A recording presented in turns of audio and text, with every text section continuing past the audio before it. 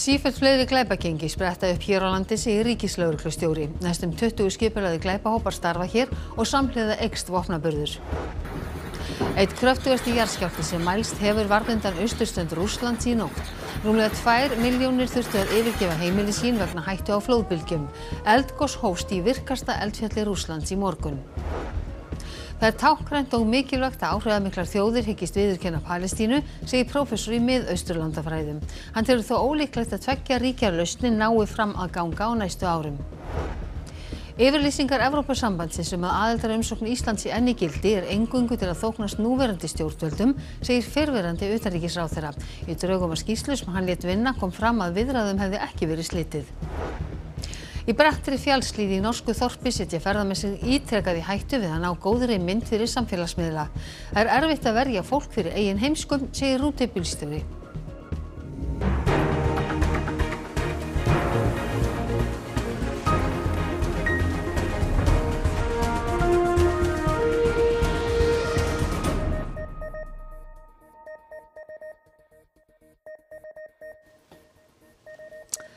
Komiði sæl. Einn öflugasti jarðskjálfti sem mælst hefur varð úti fyrir austurströnd Rússlands í nótt. Nærri 2 milljónir þurftu að yfirgefa heimili sín eftir að flóðbylgjuviðvörun var gefin út. Að endingu hófst eldgos í einu virkasta eldfjalli Rússlands. Jarðskjálftinn var 8,8 að stærð og varð rétt fyrir miðnætti að íslenskum tíma. Hann átti upptök sín á 20 kílómetra dýpi úti fyrir Kamtjatkaskaga í Rússlandi. Flóðbylgjuviðvaranir voru gefnar út í mörgum ríkjum við Kyrrahafið, meðal annars í Rússlandi, Japan, Bandaríkjunum, Suður-Ameríku og á nokkrum Kyrrahafseyjum.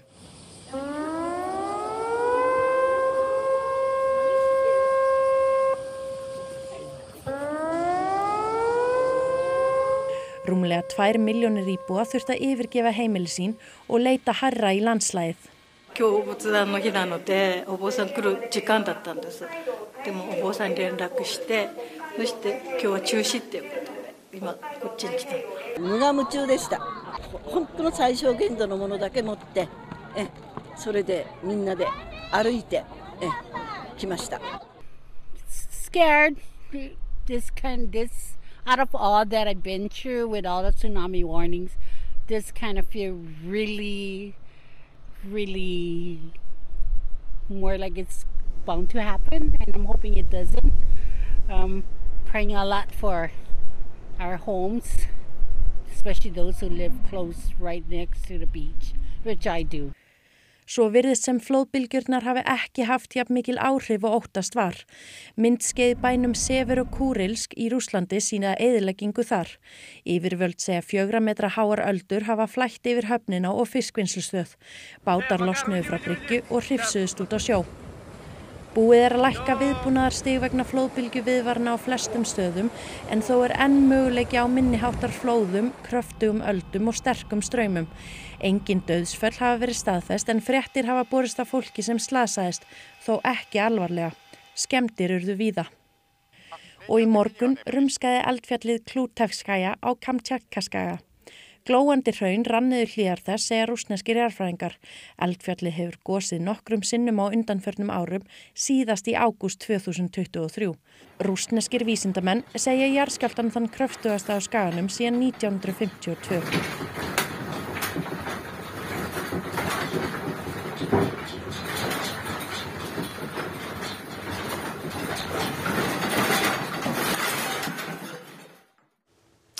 Vala Hjörleifsdóttir, jarðskjálftafræðingur frá HR, velkomin hingað til okkar. Þetta einn stærsti skjálfti, það ekki, sem mælst hefur? Jú, það hafa í rauninni bara mælst 5 skjálftar stærri síðan að mælingar hófust í byrjun síðustu aldar. Þannig þetta alveg mjög stór viðburður á svona skjálftafræðilegum skala. Já. Nú það voru viðvaranir flóðbylgjur voru gefnar út allt í kringum Kyrrahafið, en alvarleg flóð hafa ekki ennþá orðið eins og til dæmis 2004 í Indónesíu og 2011 í Japan. Nú vitað á þessu stigi, af hverju þessi skjálfti framkallaði ekki mikil flóð? Já, kannski tvennt. Það í rauninni þessi skjálfti aðeins minni heldur en þessi skjálfta sem þú nefnir, og þá hljómi ekki svo mikill munur, kannski stærði upp á 8,8 eða 9,2, þá það heilmikið. og þannig það ein ástæðan. Önnur ástæða bara að þetta ekki nálægt mikilli byggð og það voru gefnar út viðvaranir þannig að fólk hafi tækifæri til að forða sér og þetta spilar allt inn í. Er þetta eitthvað sem gæti breyst á næstu dögum?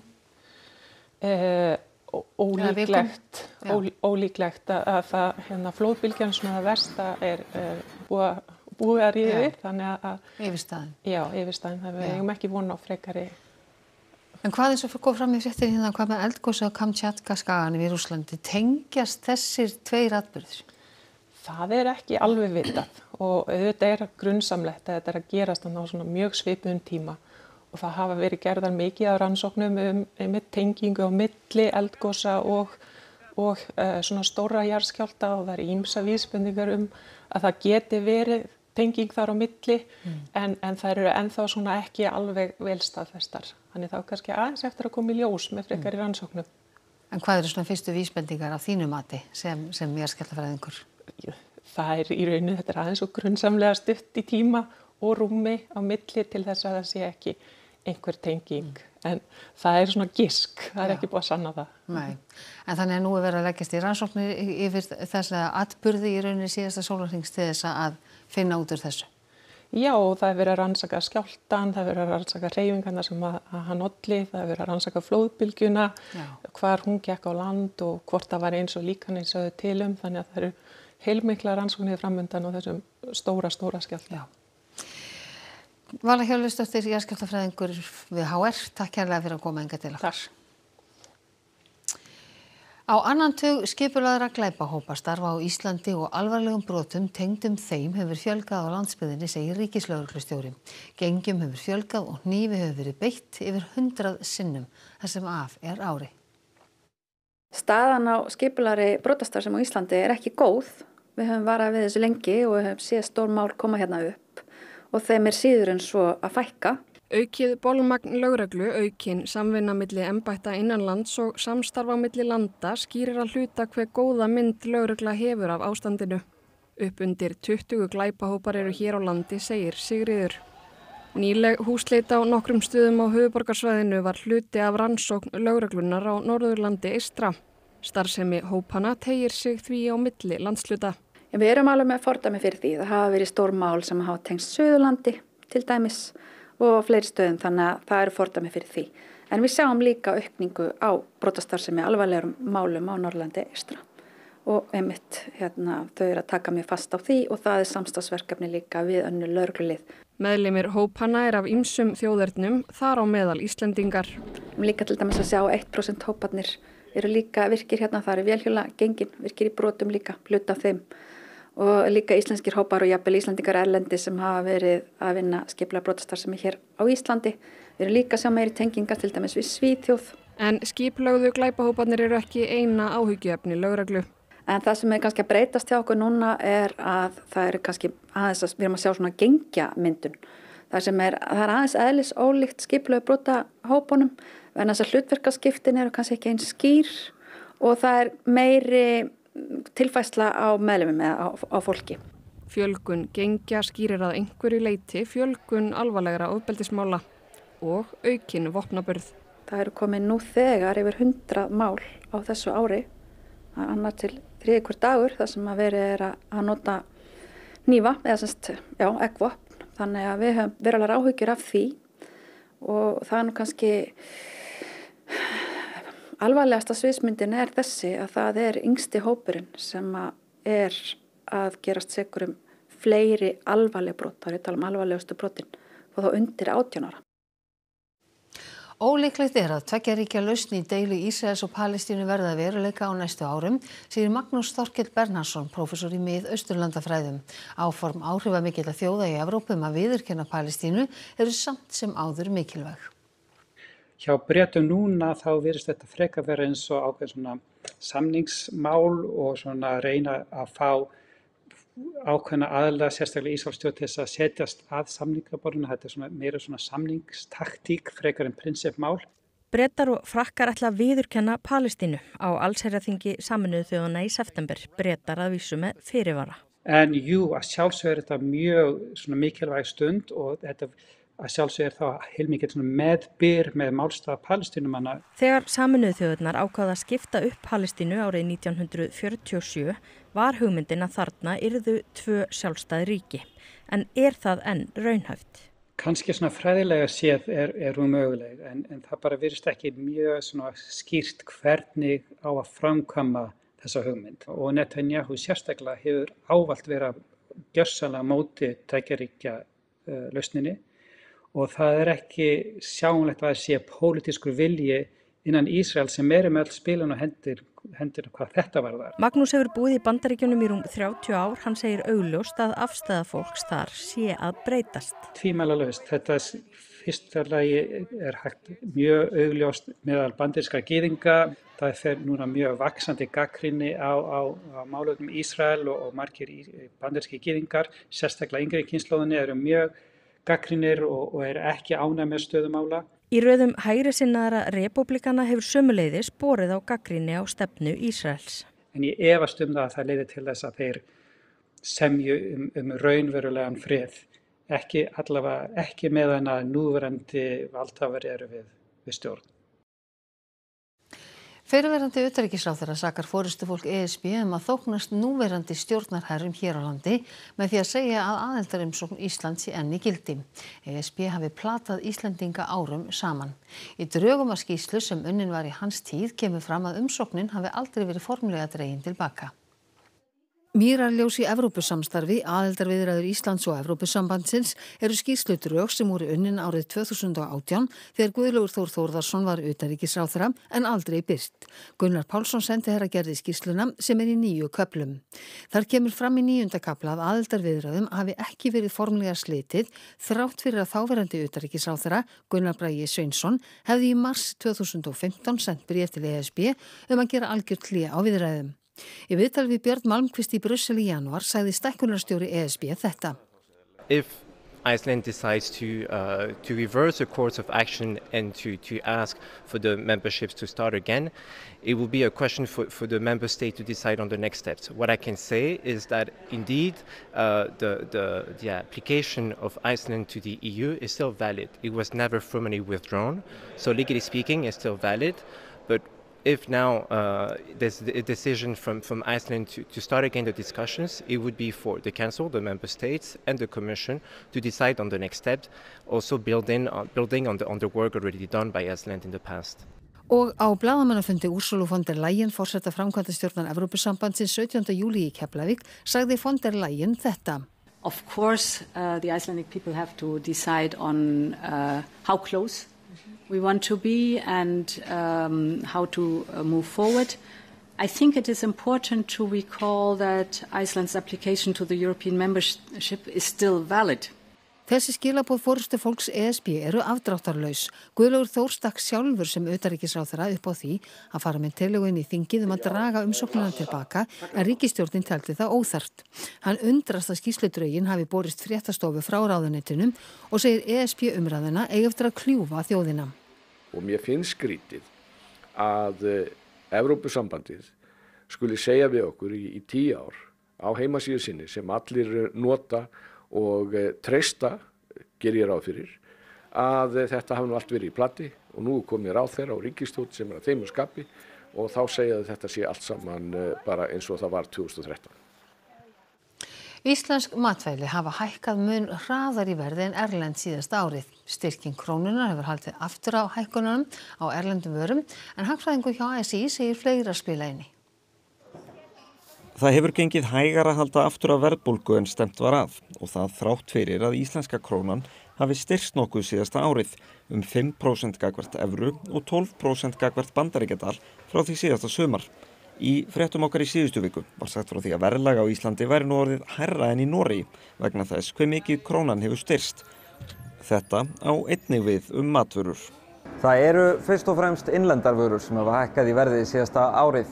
Mjólkurlítrinn hefur til dæmis hækkað 15 krónur eða næstu í 7% og hálft kíló af nautahakki 100 kall. Það líka tæp 7%.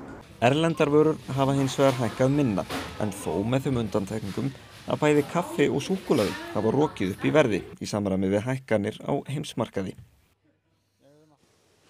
Ef litið á þróunina síðasta árið sést að einstaka vöruflokkar hafa lækkað í verði.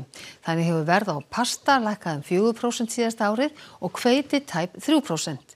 Nautakjöt hefur hins vegar hækkað 12% og mjólkurvörur 6% og fiskur líka. Þá hefur sælgætisverð hækkað 8%. Hagfræðingur hjá Alþýðusambandinu segir að ekki sé hægt að réttlæta þennan mun alfarið með gengistyrkingu. Gengistyrkingin fyrst og fremst vegna bandaríkjadollar. En helstu viðskiptaríki Íslands eru í EES-svæðið þó að Bandaríkin séu eins og sem sjálfstæðir aðilar náttúrulega stór leikmaður.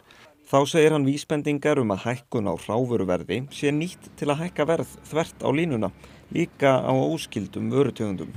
Dæmi hérna Nova Sirius sem með talsverðar hækkanir á sínu vörum sem að einhver leyti geta verið skýrðar út af hrávöruverði og þá aðalega kaffi og súkkulaði þá fyrst og fremst. En við sjáum að vörurnar sem að innihalda ekki þessi efni eru að hækka líka. Rúmlega 6.000 tonn af eldislaxi í sjókvíum hér við land drápust eða var fargað fyrstu 6 mánuði ársins. Aldrei hafa fleiri laxar drepist á jafn stuttum tíma.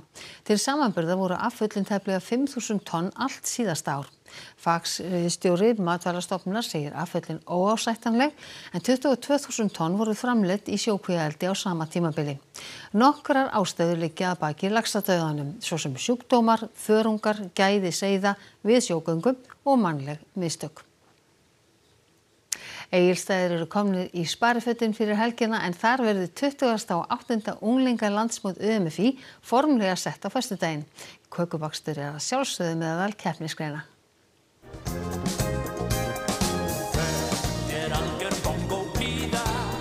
Undirbúningsvinna var á loka metrunum í blíðskaparveðri við Vilhjálmsvöll á Egilsstöðum í dag enda landsmót Ungmennafélags Íslands handan við hornið. Ungir sem aldnir hafa lagt hönd á plóg og völlurinn í toppstandi, segja þeir sem skipuleggja mótið.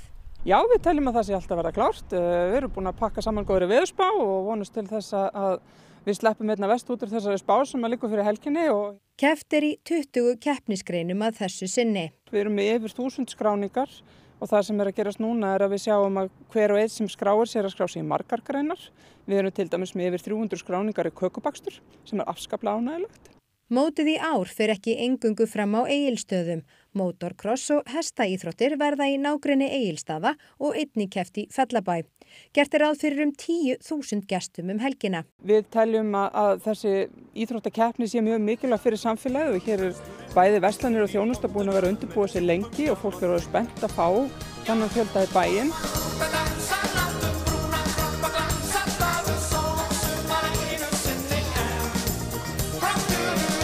Bærinn komin í sparifötin, það búið að slá, sólin skín og við hlökkum til að sjá sem flest á morgun þegar við opnum fyrir skráningar og svo setningin á föstudag. Það erfitt að verja fólk fyrir eigin heimsku, segir rútubílstjóri í Noregi sem hefur fengið sig fullsaddan af að horfa ítrekað upp á ferðamenn hætta lífi sínu fyrir mynd á samfélagsmiðla. Þorpið Geirangur liggur í botni Geirangursfjarðar sem á heimsminjaskrá UNESCO. 800.000 ferðamenn leggja leið sína í þorpið á hverju ári og virða fyrir sér náttúrufegurðina frá útsýnispalli í snarbrattri fjallsliðinni. Og það komið í tísku að setja sig í hættu við að ná flottri mynd fyrir samfélagsmiðla. Det sitter folk og dingler med beina utfor med 100 meter rett ned. Det skal ikke store fantasien til å tenke at der kan det skje uhell. Harsjóin sem fyrirverandi lögregluþjónn vill betri og skýrari merkingar. Ja, det veldig bra at det er satt opp gjerde. Det klar forbedring. Og man kan ikke beskytte folk mot å være dumme eller tjukke haude, som jeg har sagt. Spørsmålet mitt gjør vi nok for å rettlede de gjestene vi har her oppe, slik at de ikke gjør feil? Vi ikke lov nok, men vi skal selvfølgelig se på saker på nytt da. Men det blir litt sånn overformynderi egentlig. I think they have a death wish. That's crazy. I mean, people should obey the rules and everything. That's why there's a fence, right? It was wonderful, but risky. Why did you take the risk? Because of the pictures, we try to make the good, nice pictures, yeah. Because through the internet, there is a lot of pictures on that side, that point of view, and we decided to make the same photos. Og þá það veðurspáin sem allir bíða eftir. Vestlæg 3 til 8 metrar á morgun, það verður skýjað mest allt land og sums staðar dálítil væta framan af degi, en það léttir allvíða til síðdegis. Hiti verður á bilinu 10 til 20 stig og það verður hlýjast á Austurlandi. En við förum nánar yfir horfur næstu daga að loknum íþróttafréttum.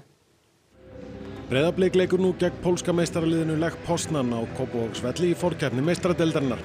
Blikar þurfa þó að vinna upp býsna mikið forskot pólska liðsins. Frakkinn Leon Marchand bætti 14 ára gamalt heimsmet á HM í sundi í Singapúr í morgun. Sveit Íslands átti fínan dag í 4x100 metra boðsundi.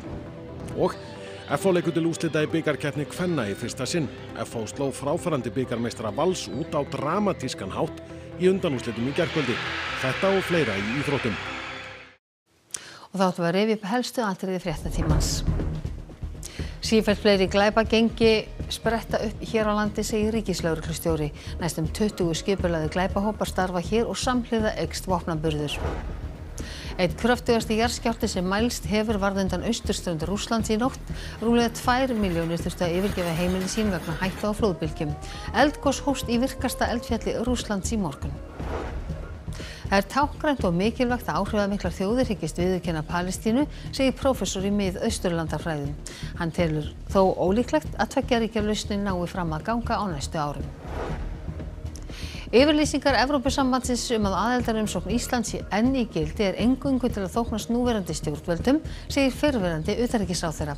Í drögum að skýrslu sem hann lét vinna kom fram að viðræðum hefði ekki verið slitið. Þessum fréttatíma að ljúka og það komið að íþróttum og veðri. Næstu fréttatímar hjá okkur í útvarpinu klukkan 10 í kvöld og á miðnætti og nýjustu fréttir má alltaf finna inn á ruv.is allan sólarhringinn. En við á fréttastofunni, við ætlum að það hins vegar að þakka ykkur samfylgdina þessum af þessum degi. Verið þið sæl.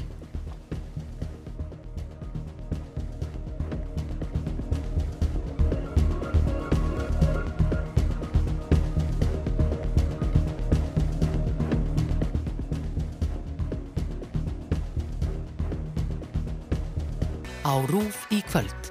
List á rófinu og Ricky Nalerne, danskir heimildaþættir listafólk með þroskahömlun. Fylgst með sköpunarferlinu og innsýn gefin í fjölbreytileika danskrar listaflóru. Dans víða veröld, Dance Around the World. Heimildaþáttaröð þar sem 3 evrópskir dansarar fara til Brasilíu, Suður Afríku og New York og kynna sér uppruna götudans eða street dance. Hús draumanna, önnur þáttaröð þessara þýsku leiknu þátta. Árið 1932 og uppgangur nasisma að hefjast. Harry snýr aftur til Berlínar frá Bandaríkjunum og þau Vicky taka upp þráðinn að nýju. Í hæstu hæðum, Born to Fly, heimildamynd Armand Duplantis, undrabarn frá Louisiana sem dreymir að verða besti stangastökkvari í heimi.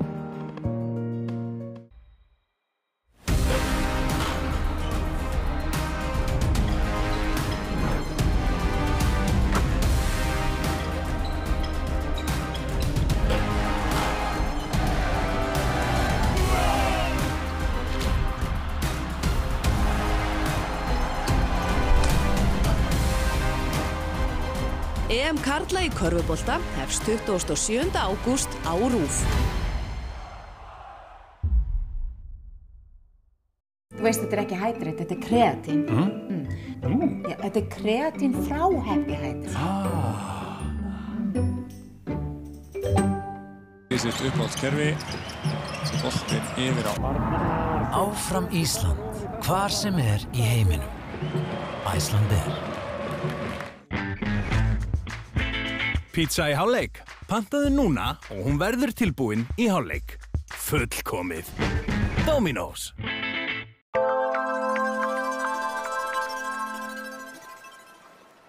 Ljúffengar, skyr, jógúrt eða acai-skálar með allskyns góðgæti að eigin vali. Skálin í Hagkaupsskeifunni og Garðabæ.